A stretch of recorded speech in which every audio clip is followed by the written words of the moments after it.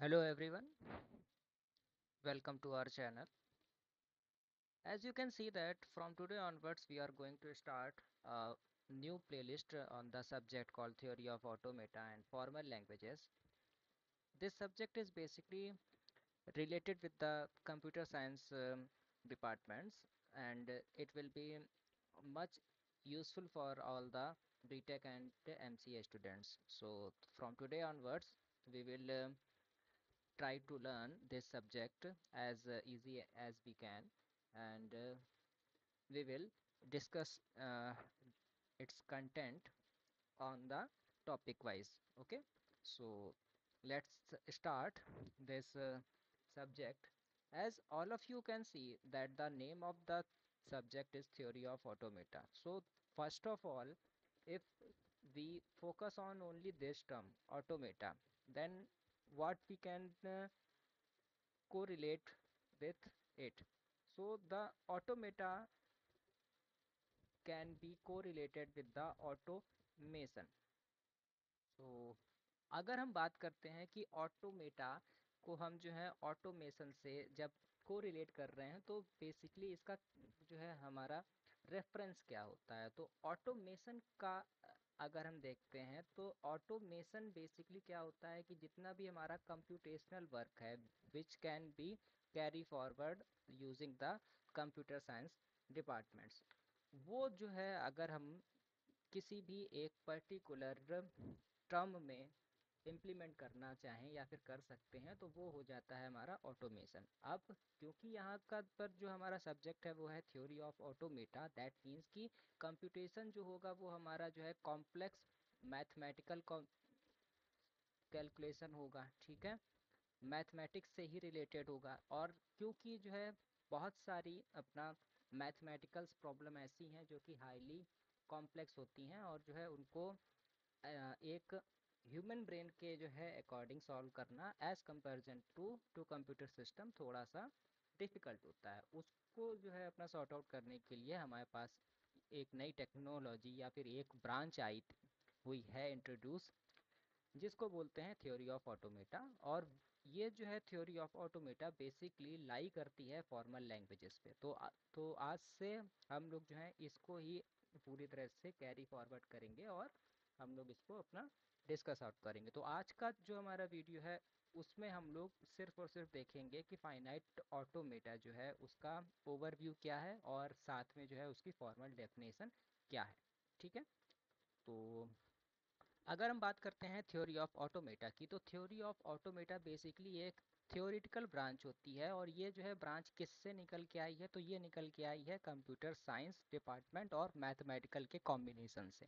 That means कि अगर जो है जितना भी हमारा मैथमेटिकल टर्म्स हैं, मैथमेटिकल्स जितनी भी कॉम्प्लेक्स एल्गोरिथम्स हैं, उनको अगर हम जो हैं ऑन कंप्यूटर साइंस के साथ को रिलेट करके अपना मर्ज आउट करते हैं, देन जो एक नया ब्रांच आएगा वो होता है हमारा थ्योरी ऑफ ऑटोमेटा। ठीक है, नेक्स्ट पॉइंट ये है कि ये जो हमारा थ्योरी ऑफ ऑटोमेटा है वो बेसिकली किस टाइप के कैलकुलेटिव अपना मशीन पर इम्प्लीमेंट हो सकता है। तो जो भी ये जो हमारा है प्रोसेस, ये बेसिकली फॉलो अप होता है एब्स्ट्रैक्ट मशीन्स पे। और इन एब्स्ट्रैक्ट मशीन्स का एक ही जो है अपना मेन फोकस होता है कि जो भी हमारी कंप्यूटेशनल प्रॉब्लम्स हैं उनको जो है ये मशीन्स फुल्ली सॉल्व करने के लिए कैपेबल होनी चाहिए। अब कुछ केसेस ऐसे भी होते हैं कि जो भी हमारे पास फाइनाइट ऑटोमेटा है या फिर जो भी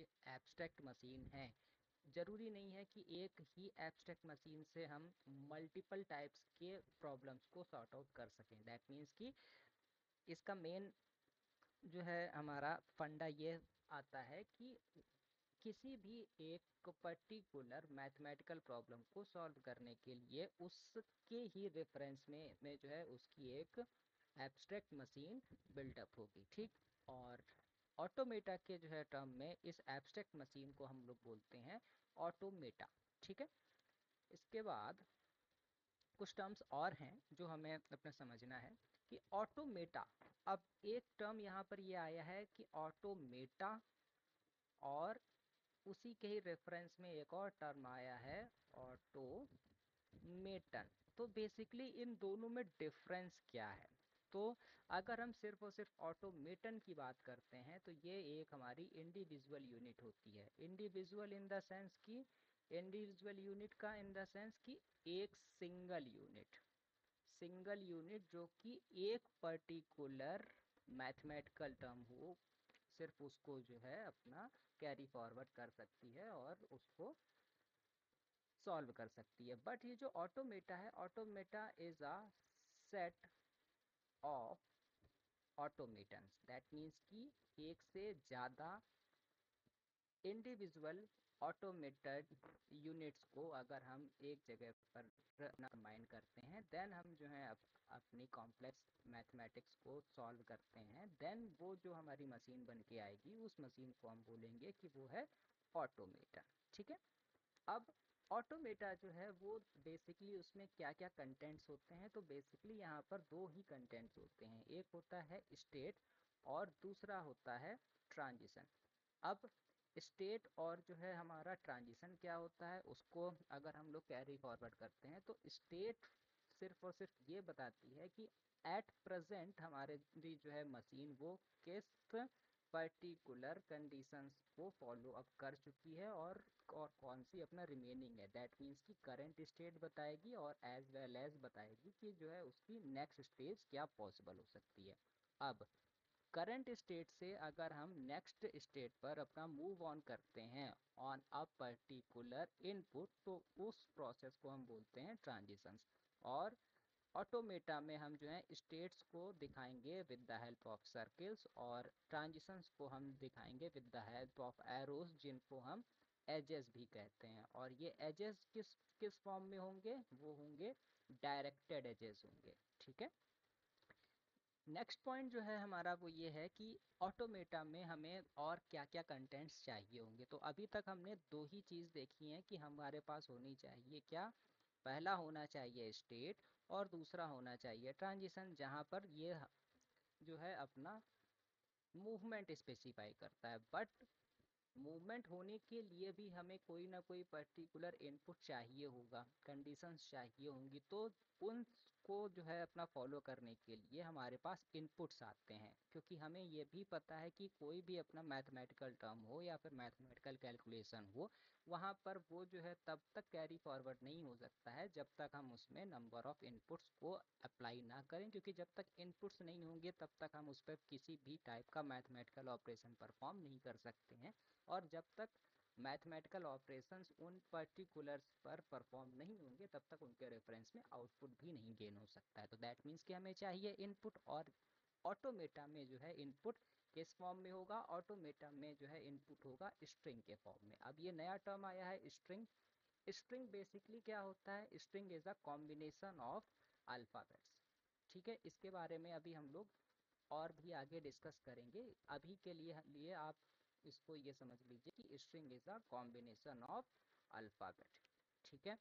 इसके बाद जब भी किसी भी पर्टिकुलर जो हमारी है करंट स्टेट, उस पर एक कोई पर्टिकुलर इनपुट अप्लाई होता है तो वो जो है अपना ट्रांजिशन करता है और वो नेक्स्ट स्टेट पर मूव फॉरवर्ड करता है।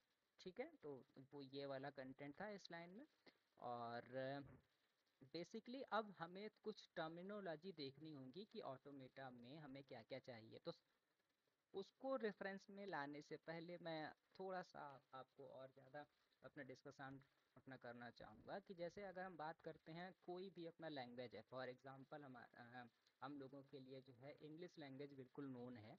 तो इंग्लिश लैंग्वेज का बेस क्या है उसको अगर हम देखते हैं तो इंग्लिश लैंग्वेज का बेस है अल्फ़ाबेट। इस अल्फ़ाबेट से अपना कंबाइन करके बनते हैं लेटर्स, और इन लेटर्स को कंबाइन करके बनते हैं सेंटेंसेस। और सेंटेंसेस को भी बनाने के लिए हम उसमें कुछ ना कुछ ग्रामर रूल्स अप्लाई करते हैं ताकि वो परफेक्टली ऑक्यूपाइड हो सकें। दैट मीन्स कि उसी रेफरेंस में अगर हम ऑटोमेटा की अपना बात करते हैं तो ऑटोमेटा में हम अप्लाई करते हैं फॉर्मल लैंग्वेजेस को। और फॉर्मल लैंग्वेजेस का बेस क्या होगा? फॉर्मल लैंग्वेजेस का बेस होगा अल्फ़ाबेट्स जिनको हम बोलेंगे इनपुट। इन जो है इनपुट के कॉम्बिनेशन से हमारे पास आएंगे लेटर्स, यानी कि स्ट्रिंग। और स्ट्रिंग को भी अगर हम एक पर्टिकुलर जो है कॉमन सेट बनाते हैं देन वो बनती है लैंग्वेज। और वो कैसे बनती है अभी हम लोग इसको आगे और ज़्यादा ब्रीफ में डिस्कस आउट करेंगे। तो सबसे पहला कंटेंट हमारे पास आया अल्फ़ाबेट। अब जो है अल्फ़ाबेट भी एक ही टाइप के हो सकते हैं या फिर अलग अलग टाइप के भी हो सकते हैं, ये डिपेंड करता है कि हमें जो है अपनी मशीन में किस टाइप का इनपुट चाहिए। ठीक है।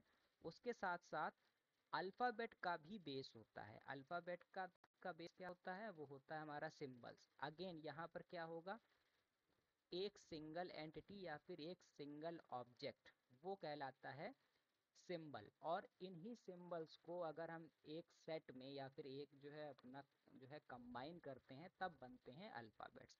तो अगर हम सिंबल्स की ही बात करें तो कुछ भी हो सकते हैं, न्यूमेरिक भी हो सकते हैं, नॉर्मल जो है अल्फ़ाबेटिक भी हो सकते हैं, और स्पेशल कैरेक्टर्स में भी हो सकते हैं। ये डिपेंड करता है कि हमें चाहिए क्या अपनी मशीन में। ठीक, तो फॉर एग्जांपल हम यहाँ देखते हैं तो 1 ये है हमारा न्यूमेरिक टाइप का, ए हुआ या फिर बी हुआ, ये हो गया है अल्फ़ाबेटिक टाइप का, और हैश हैश हो गया है हमारा स्पेशल कैरेक्टर टाइप का। ठीक है। इसके बाद अब आया हमारे पास टर्म अल्फ़ाबेट्स। तो जैसा कि अभी हमने बताया था कि alphabets is a set of symbols. अब ऑटोमेटा के रेफरेंस में अगर हम बात करते हैं अल्फ़ाबेट्स की, तो ये जो सेट बनेगा वो फाइनाइट सेट होना चाहिए, यानी कि इनफाइनाइट सेट नहीं होना चाहिए।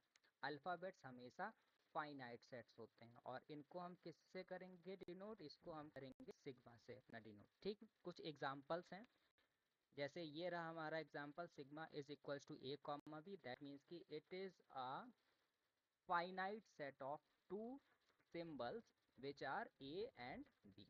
ठीक, दूसरा मेरे पास एग्जांपल है sigma is equals to capital A B C D, that means कि it is a combination of 4 symbols of upper case. हाँ, अगर हम लिखते हैं ए कॉमा बी या हम लिखते हैं कैपिटल ए कॉमा बी, तो ये दोनों डिफरेंट इनपुट सिंबल्स हो सकते हैं, इनपुट अल्फ़ाबेट्स हो सकते हैं। क्यों हो सकते हैं, क्योंकि दोनों की जो क्वालिटी है वो हमारी डिफरेंट है। ये है लोअर केस में और ये है अपर केस में। उसी के रेफरेंस में अब मेरे पास आया है sigma is equal to 0,1,2, that means कि this is a set of 3 numeric symbols which are 0,1,2। Similar 0 से लेकर 5 तक है, दैट मीन्स कि it is a combination of 6 numeric symbols which are 0, 1, 2, 3, 4 and 5। और ये लास्ट में है हमारा sigma is equal to hash beta delta, that means कि it is a set of 3 special character symbols which are hash beta and delta. ठीक है। इसके बाद अब बेसिक चीज क्या हुई कि अल्फाबेट्स हमारे पास आ चुके हैं। तो देखो, एक और कॉन्सेप्ट होता है कि सिंबल्स, सिंबल्स से बना अल्फाबेट, और अल्फाबेट से बनती है स्ट्रिंग। ठीक, तो अल्फाबेट बेसिकली क्या हुआ, सेट ऑफ सिंबल्स, और स्ट्रिंग बेसिकली क्या हुई, स्ट्रिंग हुई सेट ऑफ अल्फाबेट। ठीक, तो यानी कि स्ट्रिंग भी क्या हो सकता है, तो string is a finite collection of symbols which are derived from the alphabets. और नॉर्मली ऑटोमेटा के टर्म में हम स्ट्रिंग को स्मॉल w से हमेशा डिनोट करेंगे। ठीक है। अब अभी तक हम बात कर रहे हैं एक सिंगल स्ट्रिंग की, दैट मीन्स कि वो हमेशा फाइनाइट होगी। ठीक, एग्जाम्पल के लिए ए कॉमा भी हमारे पास दिया हुआ था अल्फ़ाबेट, तो उससे हम क्या क्या बना सकते हैं, इन दोनों के ही कॉम्बिनेशन से। अगर दोनों की ही जो है ऑकरेंसेस केवल एक बार होने हैं तो या तो ए बी बना पाएंगे या तो बी ए बना पाएंगे, थर्ड हम नहीं बना सकते। दूसरा, अगर जो है दोनों में से किसी एक का ही ऑकरेंस होना होगा तो या तो ए बना लेंगे या तो बी बना लेंगे, और ज़्यादा ही बनाना होगा तो फिर डबल ए बना सकते हैं, डबल बी बना सकते हैं। ठीक है, यानी कि ये सारे जो है पॉसिबल हैं स्ट्रिंग्स जो कि किससे क्रिएट हो रहे हैं, वो क्रिएट हो रहे हैं अल्फ़ाबेट से, और वो था A, B। ठीक, उसी का ही एग्जांपल दिया हुआ है कि AB, A और अपना जो है triple A, double B, triple B, BA, ये हमारे कोई भी कॉम्बिनेशन हो सकते हैं। अब एक कंडीशन और आती है कि अगर जो हमारे पास इनपुट अल्फ़ाबेट दिया हुआ है उसका एक भी ऑकरेंस ना आए, दैट मीन्स कि ए भी एक बार ना, एक भी बार ना आए और बी भी एक भी बार ना आए, दैट मीन्स कि ए और बी दोनों ना आए, तो उस केस में जो हमारे पास स्ट्रिंग बनेगी उसमें ए और बी कोई नहीं आएगा। दैट मीन्स कि वो किस टाइप की होगी, वो होगी एम्प्टी स्ट्रिंग, जिसको हम लोग नल स्ट्रिंग भी बोलते हैं, और उसको हम लोग ऑटोमेटा में एप्सिलॉन के थ्रू रिप्रेजेंट करते हैं। और एम्प्टी स्ट्रिंग को हम कैसे अपना यूज करेंगे, अगर हमसे कोई पूछता है कि what do you mean by the term empty string in finite automata, then we will just say if there are zero occurrences of the given symbol, and that type of string is denoted by empty string, and we use sigma to represent this types of strings। ठीक है, एक term और आता है हमारा, वो है term कि अगर हमें किसी भी स्ट्रिंग की लेंथ निकालनी है तो क्या हो सकता है। तो फॉर एग्जांपल मेरे पास कोई एक स्ट्रिंग है w equals to A B B A, तो इसकी अगर हम ओवरऑल अपनी लेंथ देखते हैं तो कितनी है, 1 2 3 4 5 6, दैट मीन्स कि मॉड ऑफ डब्ल्यू, अच्छा लेंथ ऑफ जो है स्ट्रिंग को हम मॉड ऑफ डब्ल्यू से डिनोट करते हैं, तो मॉड ऑफ डब्ल्यू कितना हो जाएगा 6।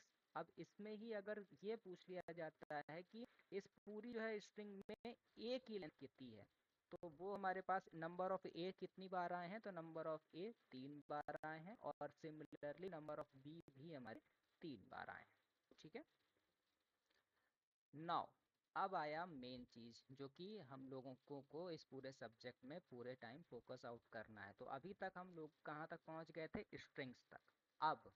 अब हमारे पास आती है लैंग्वेज। अब लैंग्वेज बेसिकली क्या होगा, लैंग्वेज भी है हमारा जो है अपना कलेक्शन ऑफ स्ट्रिंग ही होगा, बट थोड़ा सा इसमें टर्मिनोलॉजी यूज होती है कि language is a collection of appropriate string, क्योंकि मैंने जब पहले अभी आप लोगों को अपना बताया था कि जब भी हमारे सेंटेंसेस बनते हैं इंग्लिश लैंग्वेज में, उस पर हम ग्रामर रूल्स को भी अप्लाई करते हैं ताकि हमारे जो हैं सेंटेंसेस परफेक्टली हमें नॉलेज या फिर जो भी उससे आनी है इंफॉर्मेशन वो हमें कन्वे कर सकें। दैट मीन्स कि यहाँ पर भी क्या होगा कि गिवन कंडीशंस जो भी होंगी उनके जो है अप्रोप्रिएट जितनी भी स्ट्रिंग्स रिक्रिएट हो रही होंगी उन सब को अगर हम एक जगह पर कलेक्ट कर लेते हैं तो वो होती है हमारी लैंग्वेज।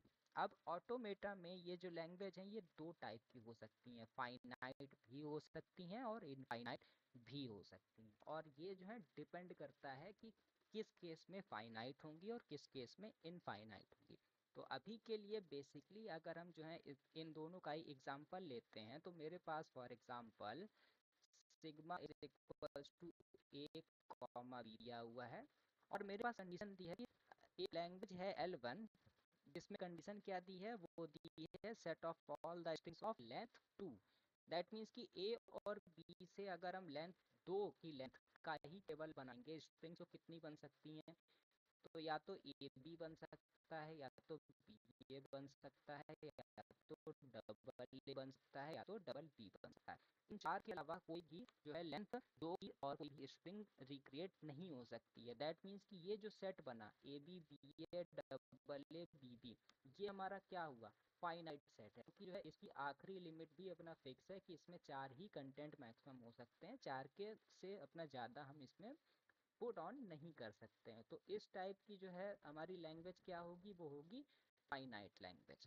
इसी के ही अपोजिट इनफाइनाइट लैंग्वेज क्या हो सकती है। तो अब मेरे पास sigma is equals to again A comma B दिया हुआ है, और लैंग्वेज की कंडीशन ये दी है कि it is a set of all the strings which are start with A, यानी कि एक ही कंडीशन कि ए से स्टार्ट, बाकी नंबर ऑफ कितने भी आ सकते हैं, या तो बी आ ही ना या फिर आ भी, तो वो फिर कितने भी अमाउंट में आ सकता है। तो कुछ कंडीशंस क्या हो सकती हैं कि कोई भी बी नहीं आया तो केवल ए हो सकता है, या तो अभी भी बी नहीं आ रहे हैं लेकिन नंबर ऑफ ए आते जा रहे हैं, वो हमारी चीज़ें बन सकती हैं। दूसरा कंडीशन क्या हो सकता है कि एक सिंगल बी आ जाए या फिर दो बी आ जाए, और यही रेफरेंस आउट हमारा चलता रहेगा। दैट मीन्स कि जो इसका लास्ट लिमिट है वो कभी भी फिक्स आउट नहीं हो पाएगी, वो कहाँ पर जाकर हो जाएगी। और जब भी ऐसी कोई भी जो है अपना लैंग्वेज आती है तो उस लैंग्वेज को हम बोलते हैं इनफाइनाइट लैंग्वेज। ठीक है, अब आया हमारा बेसिक टर्म, वो है फाइनाइट ऑटोमेटा। तो फाइनाइट ऑटोमेटा का मेन काम क्या होता है? तो फाइनाइट ऑटोमेटा का एक्चुअल काम होता है